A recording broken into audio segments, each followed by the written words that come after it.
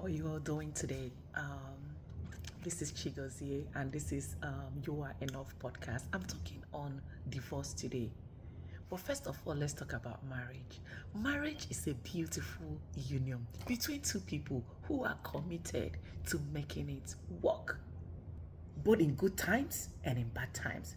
You don't throw in the towel when the going start getting tough or rough. That's why we hear the regular saying, marriage is for better, for worse. But let me say this to the young folks who are getting ready or preparing to be married. Please try to find out the thought process of this person, the values. Does it align? Let me say it in a more simpler way. The direction of your thoughts. Are you guys working together or pulling away? Keep in mind, Bible says, as a man thinketh, so he is. You have to find out the worst part of this person you are getting into marriage with. Because this is something that you're going to live with for the rest of your life. If it's something that you can handle, that's fine. If it's not something you can handle, then talk about it.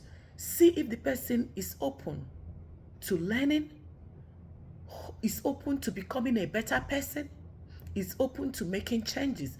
But if this person doesn't see anything wrong in their behavior, even when it's obvious, it's time to rethink. Don't think, oh, when I get married to this person, I'm going to change him. He's going to, when I shower him with love, he's going to change. Nobody changes. Even the Holy Spirit would not force anybody to change unless you are yielded and you are open. Then the Holy Spirit will come in to do the work. Divorce is not something we talk about in the church because of how society says it. And it's harder on women because when women go through divorce, they are seen as failures, low life, women who don't get their stuff together. But the truth is that most women who endured, who went through divorce, are kind. They are compassionate. They are sympathetic. But the truth is that they went into the relationship with the wrong ones. They were not prepared. They were naive. They were not able to see the red flags because they believe they have a soft spot, that they can always influence anybody positively, that their love can change a man or their love can change a woman. People are who they are. They don't usually change. In fact, what you are seeing right there is the best version of them.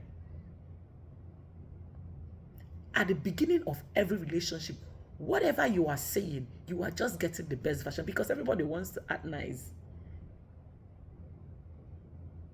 Then wait till storm introduces your partner to you. Sometimes you don't even want to wait for storm to introduce them because people feel this sense of entitlement. Once I'm married to this person, it's the property I acquired, and then they start to mistreat them. So to any woman out there who was bold enough, who was brave enough to make that decision to walk away from something that was meant to destroy them, that was meant to take away their essence, I applaud you because it's not an overnight decision. It takes strength. It takes bravery. It takes God's grace to think about everything and then decide to live again. I applaud you. I also applaud people who are still holding on, going through pain, through trauma, through abuse, through toxicity because of their kids. I applaud you. And I pray that God will help you. I pray that God will renew your strength. And I hope that God will bless you. Goes into relationship or into marriage with the intention to divorce. But the sad reality is that some people don't even know who they are married to. It's so sad how the society condemns people who who go through divorce without trying to find out what happened. You know, we judge people who go through divorce as either weak, they can't manage their home, low life, and all that. The sad reality is that most people who are bold, who are brave enough to take themselves out of a toxic relationship or marriages or something that was meant to destroy who they are, something that took away their essence, they are bold, they are brave. And I applaud anyone who made that choice to be sane, to be whole, to be who God called them to be, not based on what people think. The truth is that this person is a wonderful person, but because the person was never prepared for marriage, to look out for prey or people who may take advantage of them, then they fall victim. They fall into the hands of the wrong one, or because they have a soft heart, thinking, oh, they can change anybody because they are loving, or they are very empathetic, so they get taken advantage of. Not that they are low life, not that they want to be divorced, but they were just naive and taken advantage of. Marriage is for life. It's till death do you part.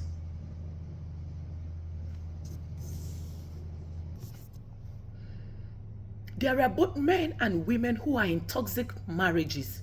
The men are reduced to mere house help because either they lost their source of livelihood. Women turn them to become their house help. Why there are women who are in toxic marriages? They are enduring. They've been subjected to all sort of abuse, but they are there because of their children. I applaud you. I applaud your strength.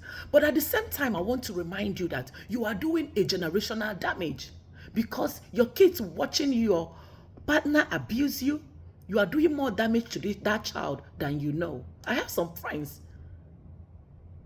that didn't want to be married just because of how their father mistreated their mother. So if you are staying because of the kids, you are in that toxic environment because of that kid, and they are watching you being abused. You are destroying that child's self-esteem. You are destroying who that child is. You are destroying that child. But I applaud you for your bravery, for hanging in there, for enduring, for being patient. Keep in mind, some people don't want to be married.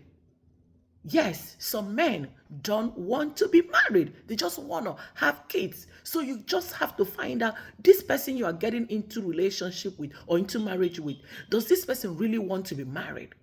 Or they just want to use you? They want to have kids, or they want you to be their house help, or they want you to be their doormat. If you're not ready, if you're not prepared for marriage, why put somebody in a situation and leave them there? Why not look for a house help? Why not think about adoption instead of bringing a grown man or a grown woman into marriage just to leave them to survive by themselves? So to anybody who is going through tough time in marriage, I pray that God will strengthen you. I pray that God will direct you. You know, I hear this common saying that, oh, God hates divorce. I'm taking you on the part 2 of this topic from Matthew 19, 5 down, so you can understand what God means in this context. Because I've been in a church where divorce was being discussed, and the way women were degraded as if they were a piece of trash, I felt so like, are you guys kidding me? And I can tell you of a truth that there are people in that church who are going through pains, but they can't come out.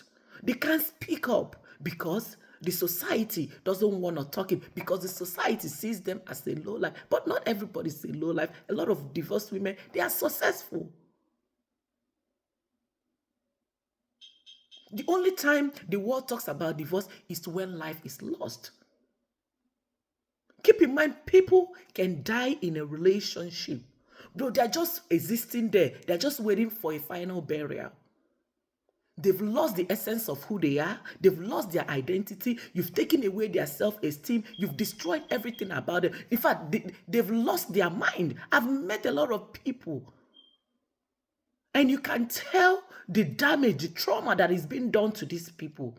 But they don't have the strength because of what you would say, because of how you would judge them. They stayed back and they get destroyed. May God deliver us. May God help us. May God help the world. May God help us to heal. I'm coming back on the part 2, talking about how God sees divorce.